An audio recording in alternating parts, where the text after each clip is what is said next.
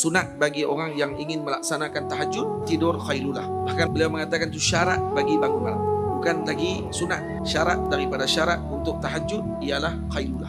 Yang kedua, yang disuruh meninggalkan maksiat pada siang hari, meninggalkan banyak makan. 3 perkara. Khailulah, meninggalkan maksiat di siang hari, dan meninggalkan banyak makan. Maka ini akan membantu untuk seseorang tadi bangun malam.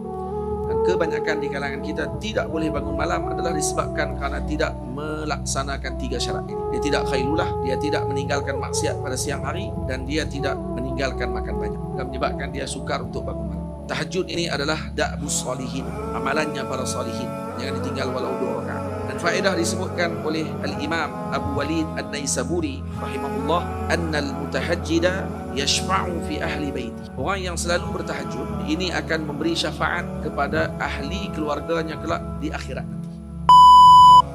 Disunatkan pada setiap malam, pada malam-malam Ramadan dan selain Ramadan, untuk kita melaksanakan sunat tahajud. Kerana solat tahajud ini adalah merupakan perkara yang menjadi kebiasaan dan adatnya baginda Rasul sallallahu alaihi wasallam. Baginda muwadzabah melakukannya berterusan dan tidak terputus. Dan firman Allah Subhanahu wa taala, "Wa minal laili fatahajjad bihi nafilatan lak." Dan disebut oleh Allah Subhanahu wa taala, "Kan qalilan minal laili ma yahja'un." Sedikit sangat pada waktu malam yang mereka tidur.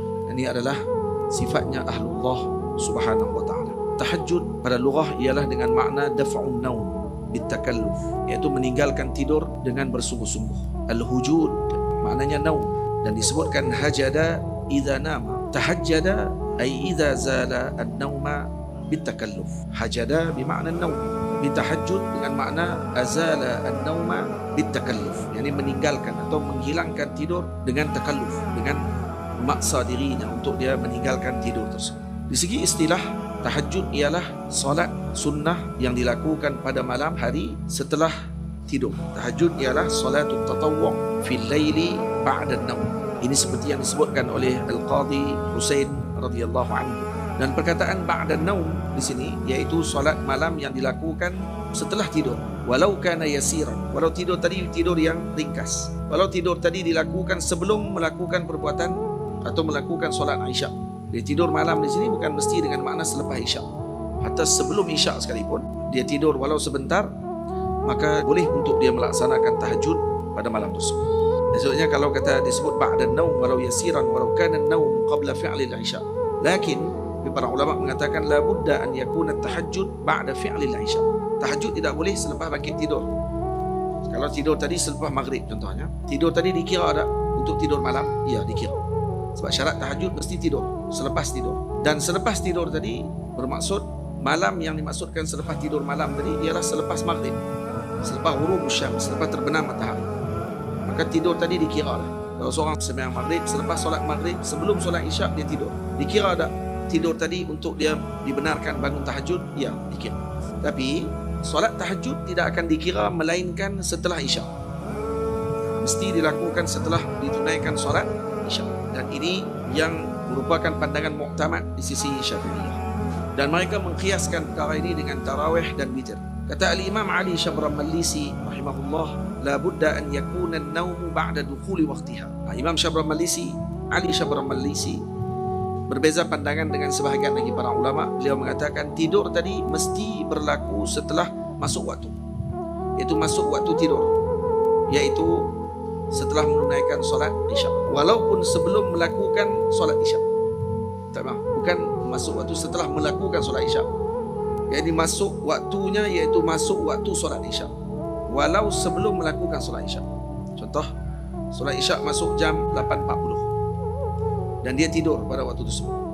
Dah masuk waktu isyak, tapi dia tak solat isyak lagi, dia tidur. Kata Imam Ali Syabran Malisi rahimahullah, baru dikira masuknya waktu tahajud. Jadi masuk waktu tahajud menurut beliau adalah setelah masuknya waktu solat isyak, walau tidak melaksanakan solat isyak lagi. Jelas? Jadi ini beza di antara Imam Ali Syabran Malisi dengan pandangan yang disebutkan oleh Al-Qadhi Husain radhiyallahu anhum ajma'in. Ini faedah penting untuk kita tahu tentang waktu untuk dikira seorang tadi boleh untuk melaksanakan tahajud. Pandangan yang pertama lebih ringan. Dan kalau tidur sebaik saja malam, hatta kalau tertidur walau yasiran, contohnya tengah duduk kuliah tertidur, maghrib isyak tu tengah-tengah duduk dengar tu baik tidur walau tengah duduk, dah masuk dah waktu tahajud untuk dia sisi Khadi Hussein. Faham? Tapi di sisi Imam Ali Syabbar Malisi tak masuk. Dia kena masuk selepas masuk waktu isyak. Jadi kalau masuknya waktu isyak, solat isyak tak didirikan lagi, tapi dia tertidur waktu tersebut, telah masuk padanya waktu tahajud. Jadi boleh dah untuk dia melaksanakan tahajud setelah menunaikan solat isyak. Dan disunatkan bagi orang yang ingin melaksanakan tahajud, disebut dengan mutahajjid, disunatkan baginya qailulah. Qailulah ialah tidur sebelum tergelincir matahari pada waktu siang. Dan qailulah ini adalah seperti sahur bagi orang yang berpuasa. Qailulah adalah kas-sahur atau bimanzilatis sahur lis-shaim. Dia sama macam sahur bagi orang yang sedang berpuasa. Jadi kerana itu Nabi SAW menyebutkan hadis riwayat Al-Imam Abi Dawud dan Al-Imam Ibnu Majah, ista'inu bil qailulati ala qiyamil lail. Hendaklah kamu membantu bagi urusan bangun malam dengan tidur khailulah. Tidur khailulah sebelum zawal. Khailulah pada hari Jumaat berbeza. Khailulah pada hari Jumaat setelah Jumaat. Hari Jumaat sahaja yang berbeza sikit. Khailulahnya selepas Jumaat. Manakala pada hari-hari yang lain khailulahnya adalah sebelum zawal. Sebelum zawal. Malah sebahagian para ulama seperti Al-Imam sahib kepada Bushr Al-Karim, iaitu Ba'ashin, mengatakan wa yusannu lil mutahajjidi naumu qailulah. Sunat bagi orang yang ingin melaksanakan tahajud tidur khailulah. Bal huwa syartun min syurutih. Bahkan beliau mengatakan itu syarat bagi bangun malam. Bukan lagi sunat, bal syart min syurutih. Syarat daripada syarat untuk tahajud ialah khailulah. Wasani, yang kedua yang disuruh ialah tarkul ma'siyati bin nahar, meninggalkan maksiat pada siang hari. Wasalis tarku kasratil akl, meninggalkan banyak makan. Tiga perkara ni. Khailulah, meninggalkan maksiat di siang hari, dan meninggalkan banyak makan. Maka ini akan membantu untuk seseorang tadi bangun malam. Wa qala al-qail, kata sebahagian para ulama, salasatun liqiyamil laili qad syuritat. Ada tiga perkara yang disyaratkan bagi seseorang untuk bangun malam. Qailulatun qalla akl tarku isyan. Yang pertama qailulatun, yang kedua qalla akl, itu mengurangkan makan, tarku isyani, meninggalkan maksiat. Jadi tiga syarat ini perlu dilaksanakan untuk membantu kita bangun malam. Dan kebanyakan di kalangan kita tidak boleh bangun malam adalah disebabkan kerana tidak melaksanakan tiga syarat ini. Dia tidak khailulah, dia tidak meninggalkan maksiat pada siang hari, dan dia tidak meninggalkan makan banyak. Makan dia banyak, akan menyebabkan dia sukar untuk bangun malam. Tahajud ini adalah da'bus salihin, amalannya para salihin. Jangan ditinggal walau 2 rakaat. Dan faedah disebutkan oleh Al-Imam Abu Walid An-Naisaburi rahimahullah, annal mutahajjida yashfa'u fi ahli baiti. Orang yang selalu bertahajud ini akan memberi syafaat kepada ahli keluarganya kelak di akhirat nanti. Dan diriwayatkan daripada Al-Imam Junaid radhiyallahu ta'ala anhu, beliau dilihat oleh seseorang di dalam mimpi setelah kewafatan Al-Imam Junaid Al-Baghdadi, Sayyidut Ta'ifah, iaitu ketua para ulama sufi. Lalu ditanya kepada beliau, ma fa'alallahu bik, apa yang telah Allah Ta'ala berikan kepadamu? Faqala, kata beliau, tahat tilkal ibarat, telah berlalu ibarah. Ini ibarah tidak ada lagi. Maksudnya apa yang aku ungkapkan dan ucapkan ketika di dunia, tahat, semuanya telah berlalu. Wa faniyat tilkal ulum, dan segala ilmu telah hilang. Wa nafidat tilkar rusum, segala tulisan-tulisan itu telah hancur. Wa ma nafa'ana illa rukai'at, dalam riwayat disebut rukai'at, dalam kitab disebut rakaat. Dan illa rukai'at, beberapa rakaat, kunna narka'uha inda sahar, tidak memberi manfaat kepada kami melainkan yang kami dirikan solat malam kami beberapa rakaat di tengah malam. Itu yang memberikan manfaat. Jadi kita mengaji, kita baca kitab, kita hafal masail, tapi kita terlepas sulbi bagi amalan tersebut, iaitu qiyamul lail. tahajud walau 2 rakaat. Jadi kena usaha dan niatkan untuk setiap hari kita bangun tahajud. Niat tapi kena usahalah. Kena ada usaha juga, ada munabihat, ada alarm, ataupun ada pesan kepada orang untuk kejutkan kita dan melaksanakan syarat-syarat yang disebutkan tadi. Ini berusaha untuk kita bangun pada waktu malam. Lagi menunaikan solat walau 2 rakaat. Al-Imam Ahmad Ibn Hanbal, ketika seorang murid datang kepada beliau untuk belajar ilmu hadis dengan beliau, maka beliau meletakkan anak murid ni dalam satu bilik. Dan ketika anak murid tadi masuk dalam bilik, Imam Ahmad meletakkan bekas air di depan pintu bilik. Esok pagi, ketika solat subuh, Imam Ahmad datang dan tengok air dalam bekas tadi. Tak bergerak. Air masih kekal macam biasa. Maka murid tadi keluar daripada bilik dan Imam Ahmad tanya, air tak guna. Kamu tahajud semalam? Kamu solat malam? Kata tak. Saya tertidur sampai pagi. Sampai bangkit subuh.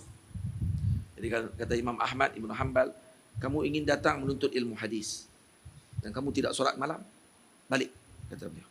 Balik dulu ke kampung. Betulkan dulu peribadi sebelum datang untuk menuntut perkara tersebut. Maknanya para masyayikh sangat ambil berat tentang masalah tersebut. Beza dengan zaman kita sekarang, tidak lagi diambil perhatian dengan perkara-perkara yang demikian. Ada sebahagian di kalangan kita menyebut kata, zikir kami adalah dengan mutala'atul lail. Zikir kami adalah dengan membaca kitab. Na'am, hada nau' min khiyamil lail. Termasuk daripada bangun malam dan menghidupkan malam dengan ilmu. Tapi jangan terlupa dengan sebahagian lagi amalan para ulama dan kebanyakan amalan mereka ialah melaksanakan ibadah pada malam tersebut. Karena setiap amalan yang kita lakukan seperti mutala'atul ilm, padanya huzuzun nafs. Masih ada lagi keinginan nafsu dalam diri. Karena kita bila baca kitab, kita akan rasa akan tambah ilmu. Dan ada bacaan baru yang kita baca. Maka keinginan untuk kita nak menyebutkan kepada orang bahawa kita dah baca dan kita jumpa masail dan seumpama dengannya, itu lebih tinggi dibandingkan dengan bangun malam 2 rakaat. Karena 2 rakaat dia tidak akan nampak apa hasil. Betul? Bagi dia 2 rakaat, apa yang saya akan dapat daripada 2 rakaat? Jadi dia terlepas daripada perkara yang besar yang dilakukan oleh para anbiya, para salihin, para awliya dan para a'immatul arba'ah. Imam-imam agung yang 4, mereka adalah ahli ibadah. Jangan hanya melihat pada fiknya mereka.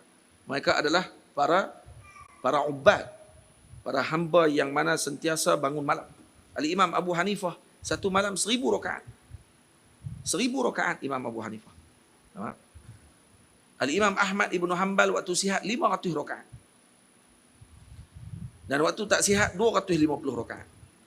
Al-Imam Syafi'i radhiyallahu anhu kata para murid beliau, tidak kami inginkan beliau dengan sesuatu melainkan beliau berada pada keadaan yang kami tidak inginkan.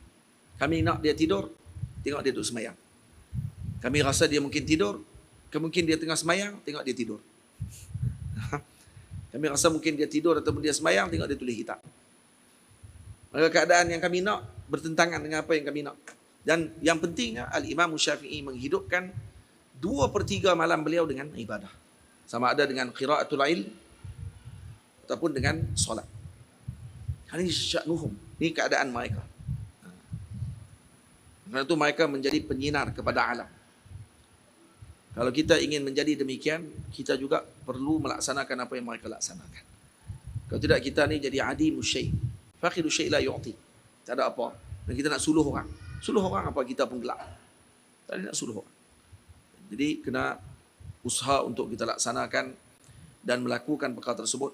Habib Zain bin Sumit, Habib Zain, kata para masyayikh yang mengikuti perjalanan dengan beliau, keadaan dia sama ada musafir atau ketika dalam mukim sama. Kalaupun dia lewat kelas dia habis pukul 1 pagi. Kadang-kadang sebahagian murid datang belajar dengan beliau di madrasah beliau, di rumah beliau, pukul 1 pagi. Datang habis kelas pukul 1 pagi. Dia akan naik ke bilik dia tidur. Pukul 2 pagi tepat dia akan bangun. Bilik dia dah bercahaya dah. Tadi dia akan tutup lampu. Pukul 2 pagi buka dah cahaya lampu sampai subuh. Ini dengan ibadah, dengan amal. Tak heran kalau tengok dia saja pun dah menggugah jiwa. Hati kita akan rasa cair dan rasa takut kepada Allah. Tengok dia takut Allah. Ini kata para ulama, Ada sebahagian hamba Allah, iza ru'u dzukirallah. Kamu tengok dia, ingat Allah. Ini azamatullah. Ini adalah salah satu daripada keagungan Allah Subhanahu wa taala. Ada yang macam tu. Ada orang yang tengok teringat bola. Ada tengok teringat martabak. Tengok dia saja teringat apa ni yang panggil apa?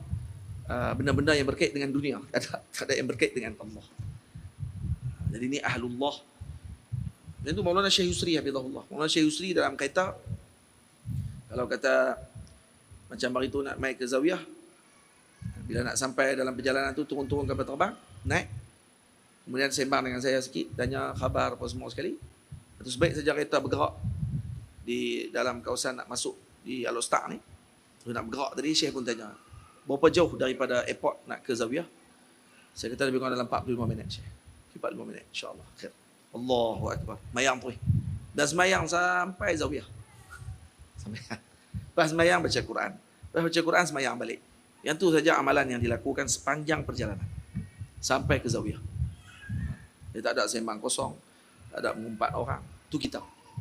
Kita macam tu. Jadi, ini amalannya mereka dan ni bukan boleh buat-buat. Dan ni bukan dia buat masa di situ. Siapa yang berjalan dengan dia memang dia macam tu. Memang perjalanan dia macam tu. Dan ni yang menyebabkan mereka mendapatkan nur daripada Allah Subhanahu wa taala. Ucapan mereka menjadi petunjuk. Kita kena macam tu. Para santri khususnya dan para guru kena amalkan walau 2 rakaat solat malam. Khususnya dalam bulan Ramadan ni ada kemudahan untuk bangun. Kita akan bangun sahur.